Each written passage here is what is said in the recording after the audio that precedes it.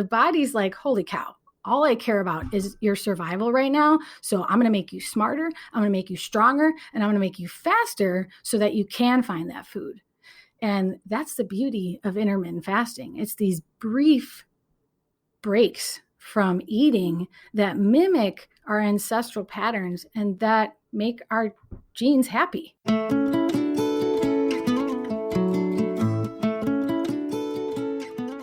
From the Weston A. Price Foundation, welcome to the Wise Traditions podcast for wise traditions in food, farming, and the healing arts. We are your source for scientific knowledge and traditional wisdom to help you achieve optimal health.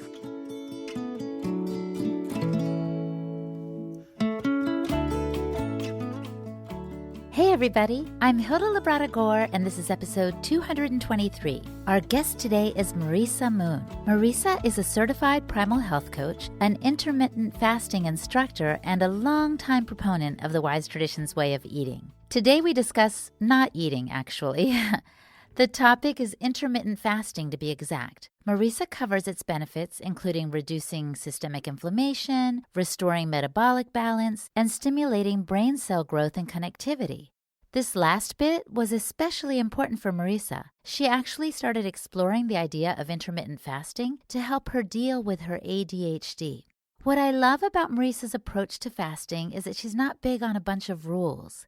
Today, she gives us tips for how to fast intuitively. In other words, to eat when we need to and take a break without focusing too much on calorie restriction. It's about fasting in a way that's really in keeping with an ancestral eating pattern.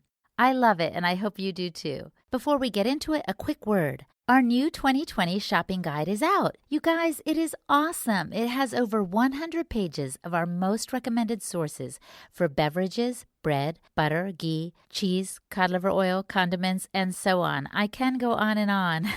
But to spare you, let me just say you need to get it today. It's only $3 on our website, westonaprice.org. Or become a member, support our work, and get it for free. Either way, it's a win. And this episode is brought to you in part by grass-fed liver and bone marrow by Ancestral Supplements. Ancestral Supplements makes New Zealand-sourced nose-to-tail organ meats, liver, and bone marrow in simple, convenient gelatin capsules. Beef liver and bone marrow are the most effective foods to support health and wellness. These traditional foods were, and still are, fundamental to our biology.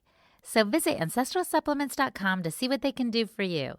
Ancestral Supplements, putting back in what the modern world has left out. This is Holistic Hilda, and you're listening to Wise Traditions. Welcome to Wise Traditions, Marisa. Hey, it's great to be back here and on the other side.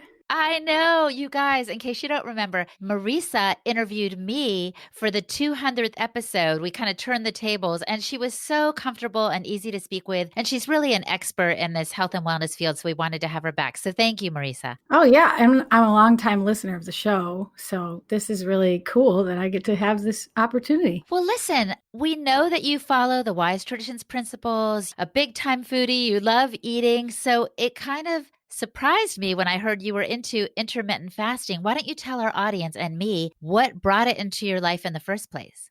Well, girl, it surprised me too. I really did not see that becoming a part of my life because food is my life. I mean, it's the way I was raised, but also it's just my creative flow state is when I'm cooking. And I really love connecting with the people who create my food or grow it. And all of the principles of the Weston A. Price is a huge inspiration for me. So I never thought I'd want to skip a meal. Why would I skip a meal on purpose? That sounded so crazy. I agree. Yeah. And even though ancestral health was a big part of my education and my passion, I understood the intermittent fasting concept. And in fact, I believed in it. But that didn't mean that I emotionally connected with it or wanted to try it. Like I said, it just didn't sound like me. But it came to a point in my adult life where I discovered I had ADHD, the inattentive type. And I was always looking for natural ways to boost my brain power because of that. You know, if you have big goals to achieve or you really are set out to do something during the day at your job, but your brain is holding you back, I mean, that can be exceedingly frustrating. And that's where I got the courage to finally try intermittent fasting because I learned about all of the things it does for your brain power. And I instantly fell in love with it. I couldn't believe it, but I did. Wow. Well, I want to ask you a specific about that. So what were some of the things that were holding you back with your brain power? How was the ADHD presenting itself in your life? Well, I think in all cases of ADHD, even though they're all very different, we suffer from a lack of executive functions and self-management. So that includes everything day to day. That includes organizing, prioritizing, changing your attention and your emotional regulation, and kind of organizing and like filtering out distractions, all those sorts of things we do unconsciously, usually. Like when you're driving a car, for instance, you don't have to think about checking the mirror, talking to your friend who's in the passenger seat, remembering to push the brake pedal, remembering to push the the ignition. And you just don't have to think about these things so much. It's automatic. Well, you can consider for the ADHD person, all of those things are not automatic. And not in the case of driving, but it's a great way for you to imagine how many things in our daily life are just automatic. But imagine if you had to try a lot harder to work with all of those moving parts. That's what it's like for the ADD brain. And so when I learned how much intermittent fasting could help me grow new connections between my brain cells, help me grow new brain cells, help them become stronger and more resilient, I was like, how could I not give this a try, Right. Okay. So now you've persuaded me and probably a lot of the listeners. This sounds like a potential help for our health and our brain function and maybe some other things as well. So talk to us about what approach you took on, maybe even define intermittent fasting for us. Yeah. So intermittent fasting is just when each day you purposely take a break from eating and you continue eating in the same day. So that's how it differs from fasting as we know it, which you usually sustain over a longer period of time. So when you take these intermittent breaks from eating, you're giving the digestive system a break, you're giving your cells time to renew, and you have all these like remarkable regenerative processes happening in the body, and you're triggering longevity pathways. And so I think taking a break is really ancestral. Taking a break from eating, because when we look back on all the times before modern convenience and civilization, we didn't have food readily available for us. We didn't have refrigerators, preservatives. We didn't have food manufacturers. We didn't even have farms. And so there would be times where we'd be going through food deprivation. We couldn't find anything to gather or hunt. And the body adapts to that to make us stronger and smarter so that we can find food. And to me, that's so fascinating, because conventionally we've been taught like without food, you are going to slow down your metabolism, you're going to be more tired, and you're going to not be able to think clearly. But in fact, it's quite different than that. The body's like, holy cow, all I care about is your survival right now. So I'm going to make you smarter, I'm going to make you stronger, and I'm going to make you faster so that you can find that food. And that's the beauty of intermittent fasting. It's these brief breaks from eating that mimic our ancestral patterns and that make our genes happy.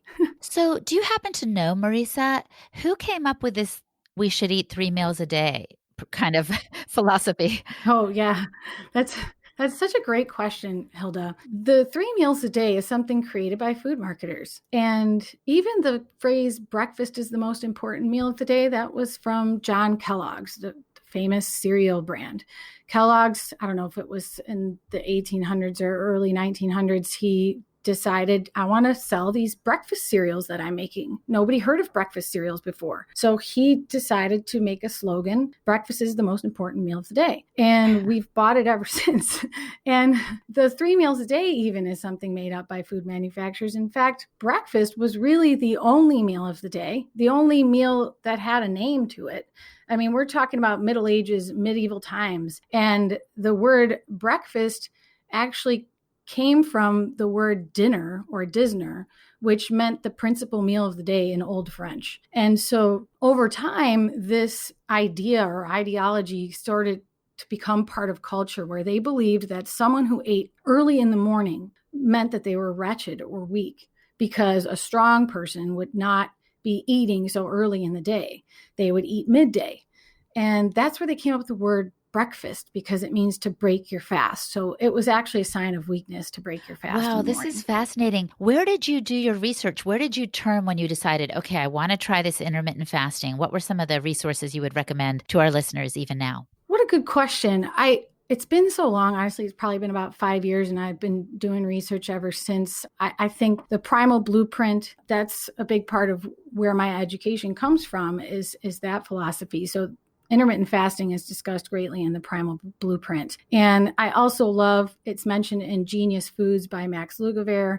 It's in Headstrong by Dave Asprey. There's plenty of resources out there that stress the importance of giving your body this type of break that your genes expect from you. And why do you think this is trending right now at this particular time? It's trending for a lot of reasons. For some of us, it's trending because it makes complete sense. And we're like, I can't believe we didn't realize this sooner. It's just what your body needs from you. And for so long, we've been confused because of what the dieting industry made us believe our body really needed. Like, for instance, eating every 2 to 3 hours or taking snacks between your meals. And we just believed them because it was popular advice. But it's also trending because our diet is kind of messed up, as you know, Hilda. Except for the Wise Traditions listeners, most people are eating a lot of processed foods, and there's just tons of inflammation. There's lots of toxins in our environment. All of these things are really tough to compensate for in the body at the rate that we are living. And intermittent fasting is a really incredible solution for all of those things, including weight loss, which is the biggest, market for businesses as well. So they're picking up on the intermittent fasting. Everybody is, all across the board. I mean, even physicians are getting on board, researchers are getting on board because the science is there. And then, like I said, it makes complete sense evolutionarily. It's amazing. Well, let's go into that science now. Give us some specifics about what intermittent fasting does for our bodies. What are some of the benefits? You've mentioned weight loss and better focus and benefits for the cells. Tell us some more, Marisa. Yeah, well, when you're fasting, and you're taking a break from food, you're not requiring digestion. And in turn, you're not producing insulin. Now, insulin is a hormone that your body will create to shuttle sugar or carbohydrates from your bloodstream, and even a little bit in response to the protein that you eat. And insulin is inflammatory, and it also stores body fat and stops you from burning body fat. So if we aren't digesting food and we're not producing insulin, then the body has time to do other things. And one of the most amazing benefits of intermittent fasting is called autophagy. Autophagy is your body's cellular cleanup process. So it actually gets rid of junky cells that aren't functioning properly, and it takes from those cells whatever nutrients and enzymes and just raw materials it can to feed other cells and create new cells to make you stronger and better. So autophagy is just so important in everything, and it really fights disease in the body, which I think we all need today tremendously. It also increases all of these beneficial adaptive hormones like we get when we are exercising. That means like norepinephrine and also human growth hormone. It increases blood flow. It increases BDNF, which is brain-derived neurotrophic factor. And that means new brain cell growth and stronger brain cells, making them last longer and improving the connections between your brain cells. I mean, when you have healthier myelin, healthier brain cell production, we're talking about messages in your brain transmitting up to 100 times faster. And you're also getting your body into a state of ketosis without eating a keto diet. That's one of the probably most amazing things about intermittent fasting is that it allows you to enter a state of ketosis because your body uses up the stored glycogen, the stored carbohydrates in your body used for quick energy. Your body uses those up, and then it has to use ketones. And when you're using ketones, you can get 20 to 30% more brain energy. Your mitochondria prefer ketones as energy. And you know about mitochondria, Hilda. It's one of your favorite things now, isn't it? Absolutely. I mean, they're powering our cells, and everything about our health really depends on our mitochondria. I mean, there's quadrillion of them in our body. It's incredible. And they really produce energy, which makes all cellular processes happen.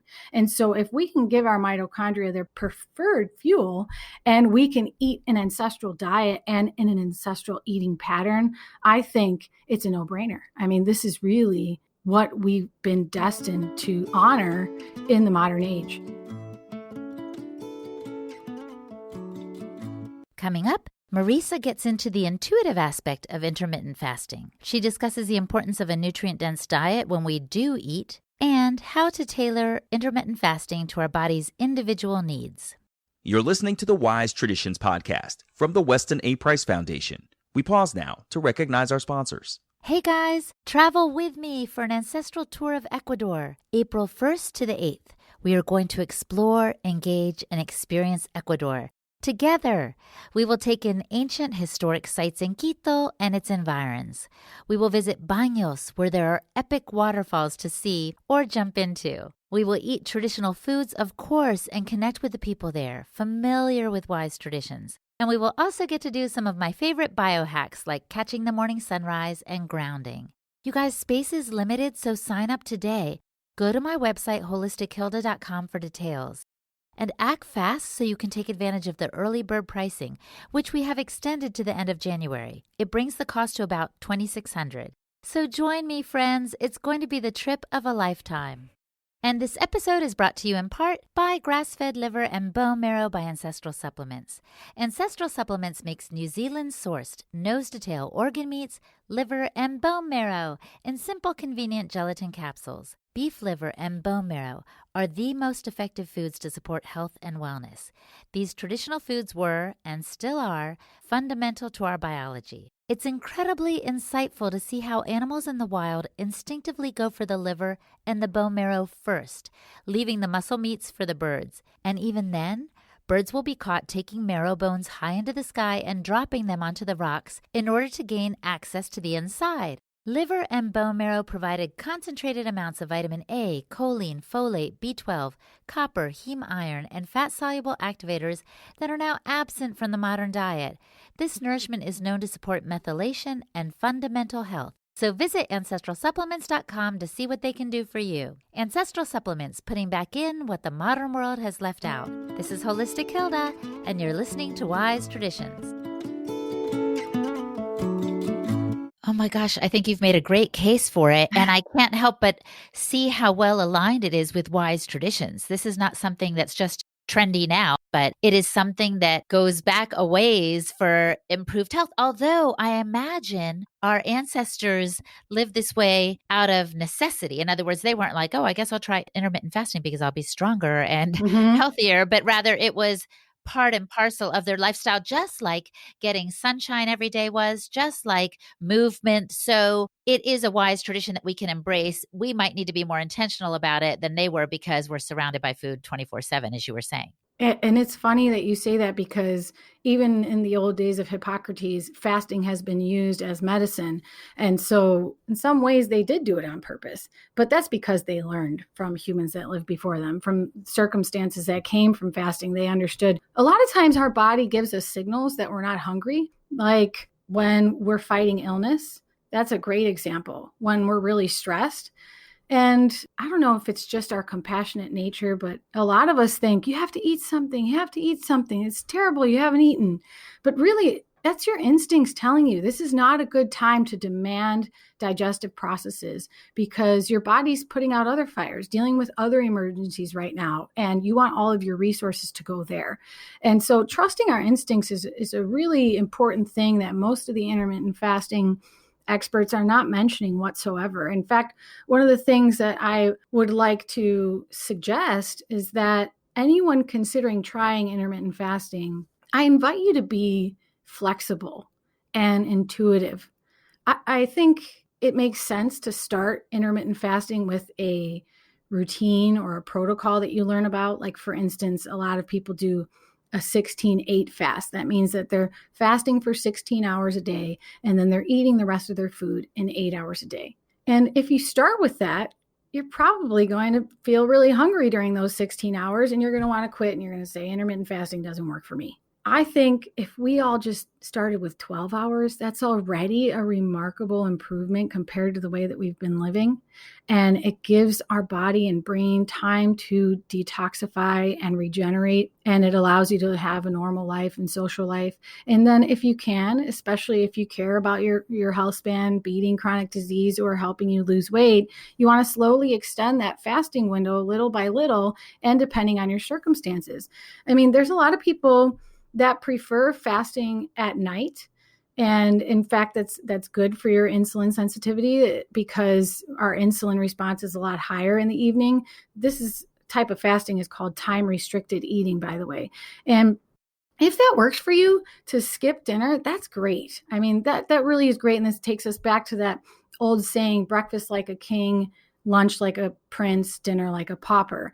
And there is some merit to that. But although I don't believe we need 3 meals a day, I do believe that if you can eat your smallest meal at the end of the day, that would be rewarding to your body. But cultural circumstances have put us in a scenario over and over where that's the only time we have with our family. That's the only time that we have to make a homemade meal. And so I personally, and most of my followers, skip breakfast. And for a lot of people that works because our hunger hormones are the lowest at 8 a.m. in the morning. And we naturally just have to get out the door. We have a lot going on. The last thing we want to do is make some food from scratch, or, we haven't really prepared in advance. It's a tough time. And the breakfast food industry has just left us with convenience food that I don't think is proper for our diet, like frozen waffles and cereals and things like that. So if you can put off that first meal of the day and you change it up every once in a while, then you're more mimicking the ways of our ancient ancestors. I like to call it intuitive fasting. I think that's one of the most important things because it keeps your metabolism flexible and adaptive, and that's huge. That's a big longevity characteristic right there. If you have metabolic efficiency, like your body's like, hey, I can process carbs with no problem. I can process fats with no problem. I can use fats for energy. I can use carbs for energy. I'm totally flexible. Like, that's what you want your metabolism to do. So if you are adopting a strict routine and you're doing one of those intermittent fasting protocols that's super strict, like you can't put anything in your coffee and you shouldn't have anything at all except water, and you have to go 20 hours a day to fast, and you have to do it at the same time every day, then in my opinion, you're kind of missing the point. And here you go down another path of this unrealistic diet and lifestyle that is not going to last. And in the end, is it really benefiting you if it's something that you don't enjoy? I like this approach, this intuitive fasting. Is this unique to you, Marisa, or is this something floating around in the intermittent fasting world? I would love to think it's unique to me, but I'm sure there are others doing it. In fact, I know Mark Sisson has talked a lot about this because, as you know from Mark's Daily Apple, his like thriving blog, he gets lots of questions from his, thousands, millions of readers.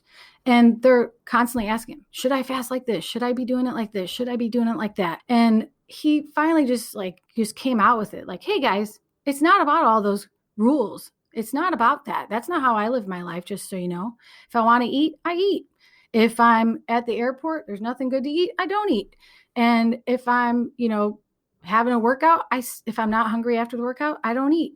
And so it really taught me that it wasn't just my ADD, like wanting to not stick to a routine. It was really making a lot of sense because Mark talks about metabolic efficiency all the time. And once you understand how the metabolism was designed or really what it expects from us on a genetic level, then you can see, like, we don't want to speed up our metabolism. That just means more chances of cancer growth and aging.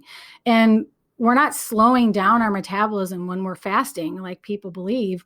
We're actually, because it's not like chronic caloric restriction. That means like a low calorie diet that you keep doing, like that show The Biggest Loser. I mean, over the long run, in those, you're actually slowing down your metabolism so much it can have permanent damage because your body's scared it's not going to get enough calories. So your body's like, whoa, I'm going to slow things down. I'm not going to give you enough energy so that you just lay down and don't do anything. And we're going to try and pack on the pounds because we need them for our survival. Mm-hmm. And when you're fasting, the body doesn't do that. Like the example I gave you, well, for instance, let's picture a caveman in the middle of the winter. He hasn't eaten for a few days. What if his metabolism slowed down because he's been fasting? What if he got too tired? He couldn't even climb the mountain and look for food. What if his brain slowed down? He started getting like fog-brained and delirious.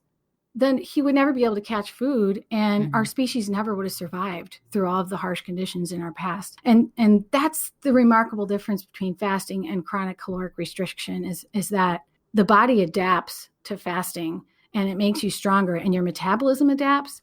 And that's really what you want. You want to optimize your insulin production, which really we are already achieving, many of us, Mm-hmm. by eating a Wise Traditions diet. Mm-hmm. But some of our favorite things, like homemade sourdough, for instance, if we have the time or the real convenience to have that regularly, we could be in a chronic state of insulin production and inflammation. And so I like to remind people when I teach them how to start intermittent fasting is that the first stage is to bring your carbohydrates down to a level that's more natural for the human body. So that's usually under 150 grams of carbohydrates a day. It's Mm-hmm. nowhere near ketosis or low carb dieting. It's just like getting realistic. Okay. We're not having carb heavy meals 3 times a day and snacks in between or sugar in between.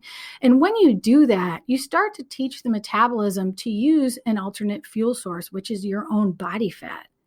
And that's where the metabolic efficiency starts to occur. So once you achieve that and your body starts to learn to use your body fat, which I teach under 130 grams of carbohydrates because it's easier the lower you bring your carbs, then intermittent fasting feels so natural to you. You don't get hangry between meals. In fact, it's so freeing to finally feel like you have control of your appetite, or you don't even need control of your appetite because it doesn't control you. And I can't tell you how much my appetite controlled me my whole life. For someone who really loves food just in general, like watching food on TV, reading food magazines, like that kind of food love, like I really also was always thinking about it. And then I just felt like I couldn't stop eating ever. And that's just, it's not a good feeling, especially the older you get, or if it's getting in the way of things that you want for your body and for your health. I think we should all want that freedom. We should all want that freedom to say, it's okay if I don't eat. I'll be fine. I'm not starving at all. Yes, it's very interesting to me. You've mentioned many important points, and I want to start with the intuitive bit. Like if we listen to our bodies, we might not even eat as much as we do at one sitting, right? Like it's really Mm-hmm. important to listen to our bodies. The other thing is, and we recommend this all the time to folks who are following the Wise Traditions lifestyle, is do what works for you. Like people are like, oh, you say we should include dairy, but I'm, lactose intolerant. Well, we're not saying this works for every single person. We're giving principles to guide people as they make decisions for what works for them. Some people have leaky gut. They need to remove certain things from their diet and promote some healing with a more restrictive diet before they can jump Mm-hmm. into some of the things that we recommend. So you've just brought so many good things to the table. No food pun intended. Honestly, and you'll love this, Hilda, because after I teach people to start reducing their carbs, the way that they progress in that direction is by eating nourishing foods. That is Of the course. second phase that is often happening at the same time. And it's so important because if you're not eating nutrient dense foods and you try fasting, then you're really like taking one step forward and one step back. It's like your fasting is cleaning up the mess you just made. And you're also undernourished. It's unsustainable. You're going to find yourself hungrier sooner. You're going to find yourself crabby, more irritable. And then if you're not giving your cells the nutrients that they need, your mitochondria get weaker. I mean, nutrient density is really needed for all facets of life, no matter what kind of diet you do. Even though intermittent fasting seems like magic, it's like, what are you really trying to achieve here? Is it just fat loss? Because if it's just fat loss, you can do the intermittent fasting ways that everybody else is doing out there. You can follow those strict protocols and eat all your meals in only 4 hours a day, and you can still go through the drive-through and eat pizza. But I think the Wise Traditions listeners and anyone that really knows me cares about their health span now. They're starting to get curious. Like, what am I doing to influence my health in a way that's positive? And what am I teaching my family? And I think nutrient density is so important. If you just optimize your nutrient density and fast 12 hours a day, you're already light years away from the rest of the population. Wow, this is great because you're really giving us some tips for how we might get started in this kind of intuitive fasting, intermittent fasting approach. So maybe just start with fasting 12 hours a day, which might even be overnight from 6 p.m. to 6 a.m., right? Mm-hmm. Lower the intake of carbs. The third thing you said is up your nutrient density so you're getting the most bang for your buck when you do eat. What other tips would you suggest for those who just want to embark on this approach to living and eating?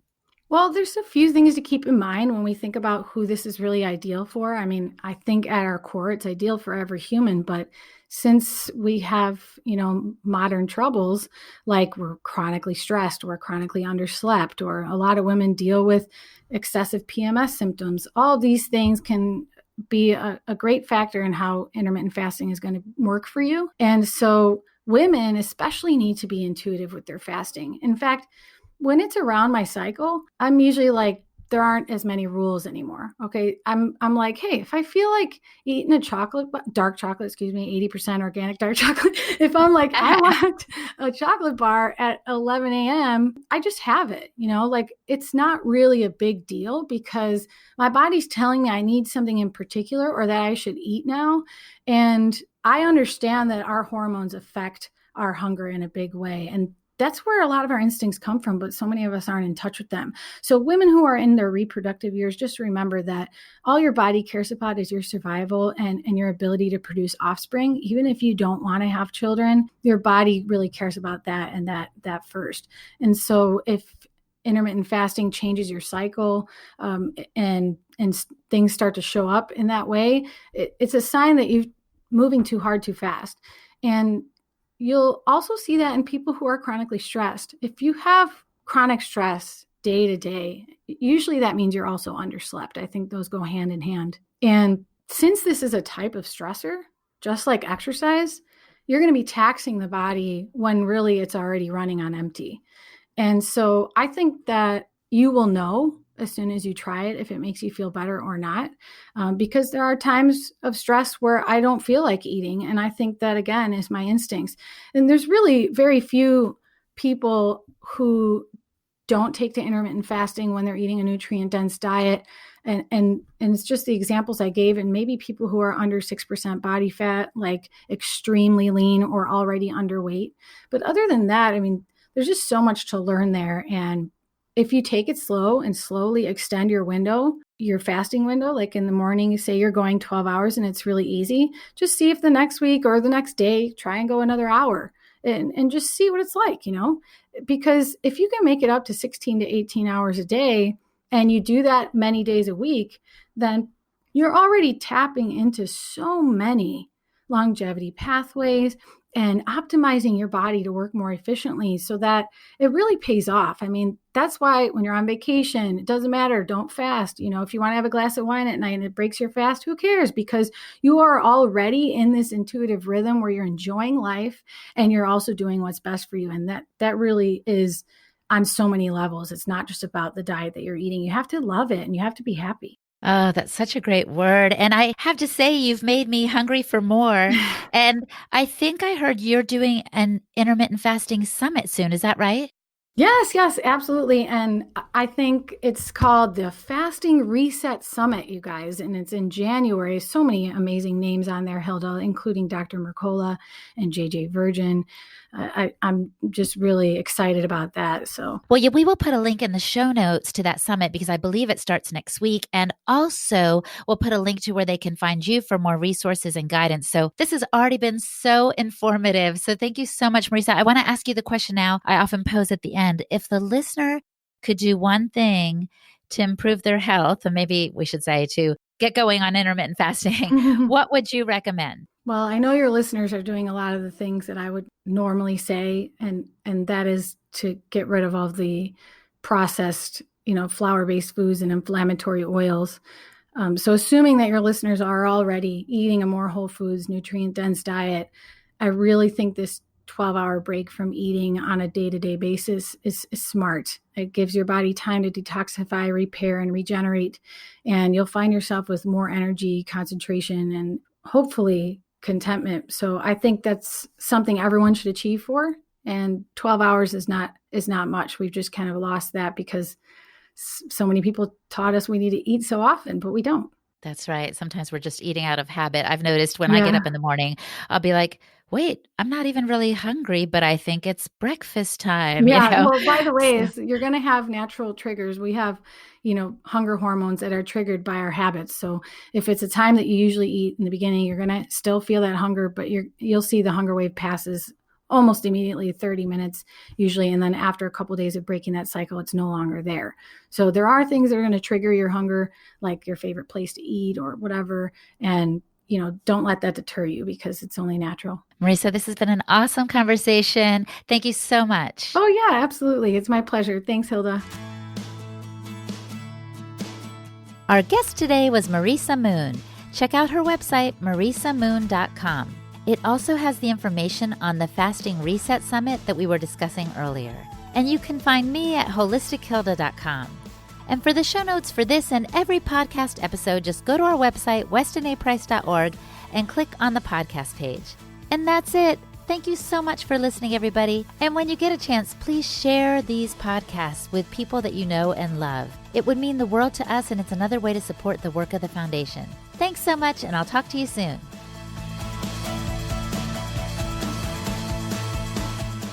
On behalf of the Weston A. Price Foundation, thanks for listening.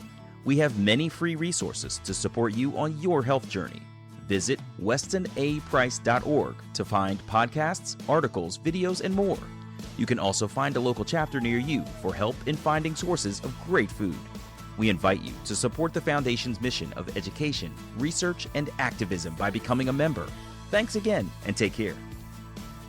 Wise Traditions is a project of the Weston A. Price Foundation for wise traditions in food, farming, and the healing arts. The content on this podcast is provided for informational purposes only and is not intended to substitute for the advice provided by your doctor or other healthcare professional. It is not intended to be, nor does it constitute healthcare or medical advice.